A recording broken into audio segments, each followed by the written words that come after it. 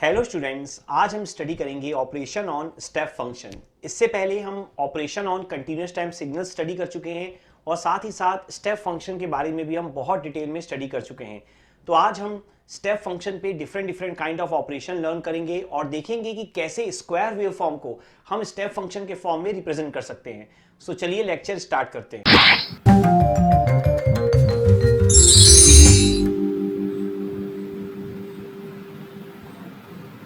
तो यहां पर देखेंगे मैंने एक यूनिट स्टेप फंक्शन बना दिया है जिसका एम्पलीट्यूड कितना है 1 है। ऑब्वियस सी बात है, यूनिट स्टेप फंक्शन है ये।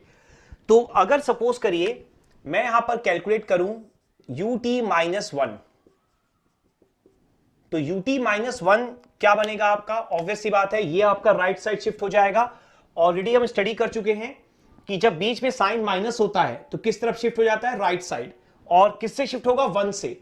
तो आप जीरो में क्या ऐड कर देंगे? 1 ऐड कर देंगे। तो जो चीज आपकी जीरो से स्टार्ट हो रही थी वही आपकी किससे स्टार्ट हो जाएगी? 1 से। क्लियर? इसके बाद अगर यहां पर मैं ut+1 कैलकुलेट करूं तो ut+1 मींस क्या होगा आपका? जो ये ut है वो किस तरफ शिफ्ट हो जाएगा? आपका लेफ्ट साइड शिफ्ट हो जाएगा। तो यहां पर कैसे बन जाएगा देखिए ध्यान से, -1 और यहां पर एम्पलीट्यूड फिर से क्या होगा आपका? 1 ही होगा। क्लियर? सो यहां पर हमने ut-1 ut+1 देख लिया। अब सपोज करिए कि अगर यहां से मैं ut+1 माइनस ut-1 करूं, ठीक है, जैसे कि मैं ये परफॉर्म करना चाहता हूं ut+1 माइनस ut-1, तो कैसे करेंगे हम? ध्यान से देखिएगा। हमेशा ध्यान रखिएगा सिग्नल्स पे जो मल्टीप्लिकेशन, एडिशन, सब्ट्रैक्शन या डिवीजन होते हैं वो बिल्कुल सेम होते हैं जैसे नंबर्स पे होते हैं। बस सिग्नल्स पे आपको टाइम की रेंज ध्यान में रखनी होती है। तो ध्यान से देखिए यहां पर ut+1 जो पहले लिखा है वो देखिए -1 से स्टार्ट हो रहा है, ठीक है, उसके बाद वो पूरा इंफिनाइट तक जा रहा है। t की वैल्यू -1 से इंफिनिटी। और अगर आप देखें ut-1 को तो वो 1 से इंफिनिटी तक है। टाइम की वैल्यू पे ध्यान दीजिएगा। तो ut+1 को अगर देखें तो -1 से 1 तक, अगर मैं सिर्फ और सिर्फ यहां पर -1 से 1 तक देखूं तो वो आपका कितना है? 1 है। जबकि ut-1 जो है वो -1 से लेकर 1 के पहले तक कितना है आपका? 0 है। तो जब आप 1 - 0 करेंगे, नीचे वाले में से ऊपर वाले को माइनस करेंगे तो 1 - 0 आंसर क्या आना चाहिए? 1 ही आना चाहिए। तो देखिए अगर आप यहां पर सब्ट्रैक्शन परफॉर्म करें तो यहां पर आपका आंसर क्या हो जाएगा? 1 ही आ जाएगा। इसके बाद देखिए जैसे ही आप 1 पे पहुंचेंगे, 1 से इंफिनिटी तक ut+1 भी 1 है और 1 से इंफिनिटी तक ut-1 भी 1 है। तो जैसे ही 1 पे पहुंचेंगे दोनों 1 1 हो जाएंगे। तो 1 में से 1 गया, कितना बचेगा? 0। तो इसका मतलब क्या है कि जैसे ही आप t=1 पे पहुंचेंगे आपका आंसर क्या हो जाना चाहिए? 0 हो जाना चाहिए। तो आप डायरेक्टली कहां चले जाएंगे? 0 पर। ठीक है, एम्पलीट्यूड क्या हो जाएगा आपका? 0। और ये जो आपका एम्पलीट्यूड हो जाएगा ये कितना हो जाएगा? 1 हो जाएगा। क्लियर? सो आप देख सकते हैं जब आपने ut+1 माइनस ut-1 किया तो आपको एक रेक्टेंगल मिला जो ऑलरेडी हम स्टडी कर चुके हैं, गेट फंक्शन। ठीक है, तो यहां पर जैसा कि आपने देखा कि सेम तरीका था जैसे हम नंबर्स पे करते हैं सब्ट्रैक्शन, वैसे ही हमने किया, लेकिन हमने टाइम की लिमिट को ध्यान में रखा। अब मैं आपको क्या सिखाने जा रहा हूं, ध्यान से देखिएगा। सपोज करिए कि आपके पास ना ये इक्वेशन नहीं है, ठीक है, और आपको ये फिगर दिया है, इस फिगर का नाम लिख दिया गया है xt।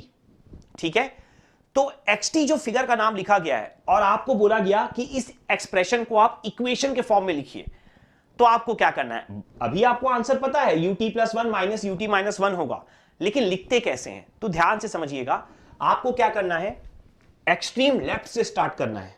एक्सट्रीम लेफ्ट से आपको स्टार्ट करना है और देखना है टाइम की पहली वैल्यू कौन सी है। तो टाइम की पहली वैल्यू कौन सी है? -1। हमेशा ध्यान रखिएगा किसी भी रेक्टेंगल या किसी भी स्क्वायर वेव को हमेशा u के फॉर्म में रिप्रेजेंट किया जाता है। आपने यहां देख भी लिया है ऑलरेडी। तो देखिए टाइम की जो पहली वैल्यू है ना -1, उसको आप ऐसे लिखेंगे ut+1, t+1 = 0, तो t की वैल्यू कितनी आ जाएगी? -1। ऐसे आपको लिखना है। फिर क्या देखना है? ये जो -1 वाला पॉइंट है टाइम का, उसके पहले एम्पलीट्यूड कितना था? 0। उसके बाद कितना हो गया? 1 हो गया। मतलब -1 वाले पॉइंट में कितना एम्पलीट्यूड आपने ऐड किया? 1 वाला। ठीक है ना, पहले 0 था फिर बाद में 1 हुआ, मतलब आपने 1 ऐड किया है, तो सामने आप लगा देंगे 1। क्लियर?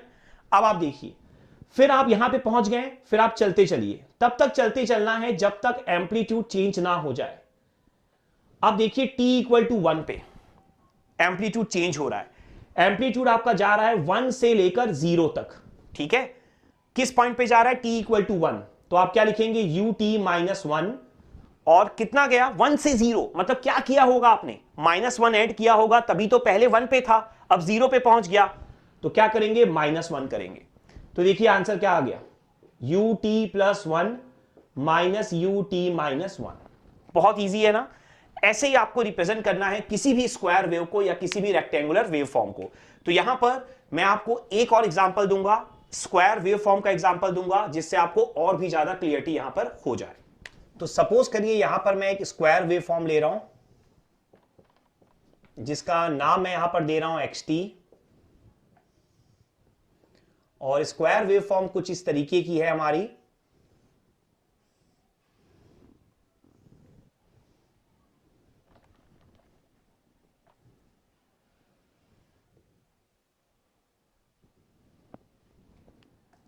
-2 1 2 3 6 10 10 आपका ये एम्पलीट्यूड है, और यहां पर -8।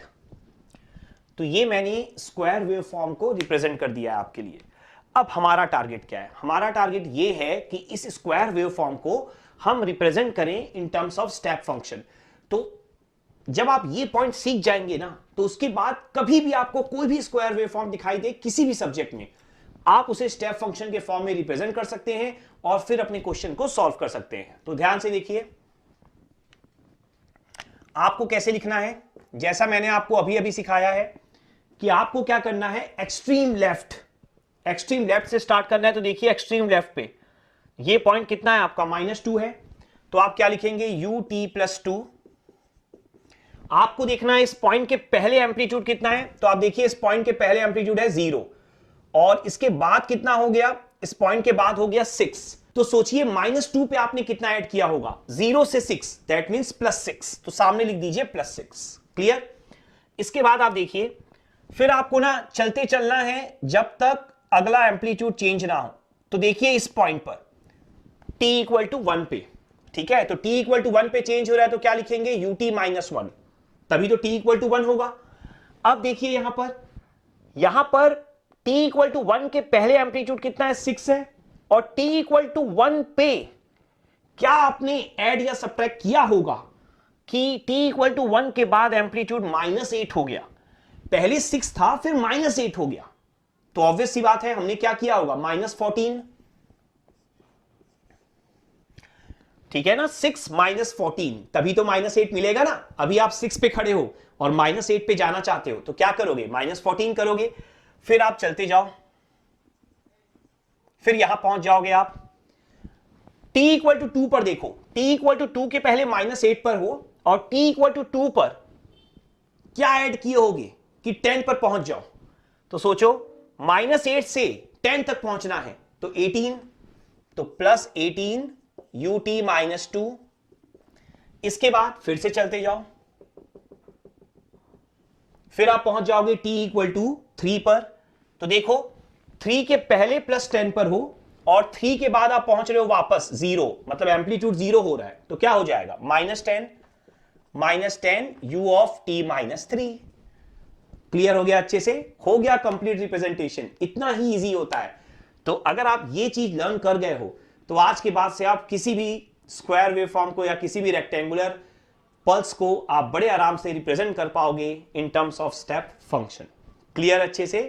तो ये स्टेप फंक्शन पे एक बहुत इंपॉर्टेंट प्रोसेस था, बहुत इंपॉर्टेंट ऑपरेशन था। इसके बाद स्टेप फंक्शन पे हम एक और इंपॉर्टेंट ऑपरेशन लर्न करेंगे, वो है स्केलिंग ऑपरेशन। तो स्केलिंग ऑपरेशन क्या होता है हमारा स्टेप फंक्शन पे, तो ध्यान से हमें समझना है इस पॉइंट को भी। तो ut, फिर से यहां पर मैं एक स्टेप फंक्शन बना रहा हूं, यूनिट स्टेप फंक्शन का एग्जांपल ले रहा हूं आपके लिए।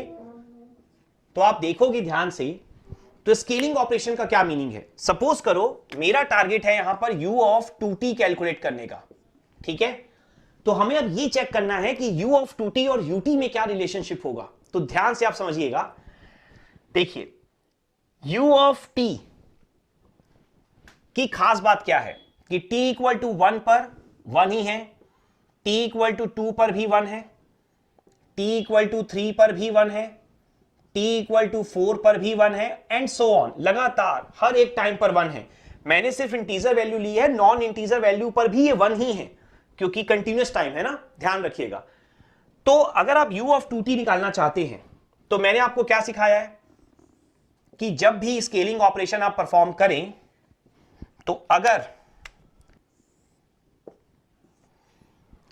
तो मैंने आपको क्या सिखाया है कि जब भी आप स्केलिंग ऑपरेशन परफॉर्म करें तो अगर इक्वेशन में टाइम के साथ मल्टीप्लिकेशन में है कोई वैल्यू तो फिगर में क्या हो जाएगी? डिवाइड। यही सिखाया मैंने आपको। तो देखिए यहां पर 1/2 पर 1 ही रहेगा, 2/2 पर 1 ही रहेगा, 3/2 पर भी 1 रहेगा और 4/2 पर भी 1 रहेगा। मैंने क्या किया, जो 4 एग्जांपल लिए थे, चूंकि इक्वेशन में मल्टीप्लाई था, फिगर में क्या कर दिया? डिवाइड। ठीक है, तो अब अगर आप कंपेयर करोगे तो 2/2 मींस क्या होता है? 1 होता है। तो पहले भी 1 पे 1 था, अब भी 1 पे क्या है? 1 है। 2 पे 1 पहले भी था, अब भी देखिए 4/2, 2 पे 1 अभी भी है। तो आप देख पा रहे होंगे हर एक वैल्यू पर, ठीक है, हर एक टाइम की वैल्यू पर एम्पलीट्यूड आपका सेम ही है। अगर आप u ऑफ 3t भी करते तो 3/3 1, 1 पे 1, पहले भी 1 पे 1 था। तो इसका मतलब क्या है कि जो स्टेप फंक्शन है ना, चूंकि 0 से इनफाइनाइट तक उसका कांस्टेंट एम्पलीट्यूड होता है और पूरा इनफाइनाइट तक प्रेजेंट होता है, तो आप हमेशा ये पॉइंट देखेंगे कि स्टेप फंक्शन में स्केलिंग करने से कोई फर्क नहीं पड़ने वाला। That means u of 2t equal to ut होगा, या आप अगर जनरलाइज फॉर्म में लिखना चाहते हैं तो आप क्या लिख सकते हैं? u of at is equal to ut। Clear है पॉइंट? और यहां पर एक और काफी इंपॉर्टेंट चीज होगी कि एग्जाम में बहुत बार देखा गया है कि सपोज करिए आपका आंसर आ रहा है e की power -3t u of 3t, ठीक है, और मान लीजिए ऑप्शन जो है, एक ऑप्शन कुछ ऐसा दिया है e की power -3t u of t, और बाकी तीनों ऑप्शन बिल्कुल अलग हैं। तो होता क्या है, बहुत बार हमें पता है कि नेगेटिव मार्किंग होती है एग्जाम में, बहुत सारे टेक्निकल एग्जाम्स में, तो हम ना टिक नहीं करके आते हैं अगर हमें नॉलेज ना हो। लेकिन अगर आपको यह पॉइंट नॉलेज होगा कि u ऑफ 3t और ut तो एक ही हैं, तो आपको समझ में आ जाएगा कि ये दोनों आंसर क्या हैं, आपके सेम ही हैं। तो आप बड़े आराम से सही आंसर तक पहुंच पाएंगे। तो आपको स्टेप फंक्शन पे सारे के सारे ऑपरेशन बहुत अच्छे से क्लियर होने चाहिए। तो आई होप ये जो ऑपरेशन हमने डिस्कस किए हैं स्टेप फंक्शन पे, आपको बहुत अच्छे से समझ में आ गए होंगे।